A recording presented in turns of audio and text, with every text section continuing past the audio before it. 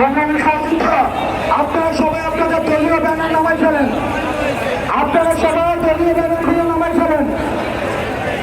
আপনাদের দলীয় ব্যানার এবং প্রতীক যেগুলো রয়েছে, ইতিমধ্যে আমাদের সাথে সংহতি করেছে ইসলামী আন্দোলন বাংলাদেশ।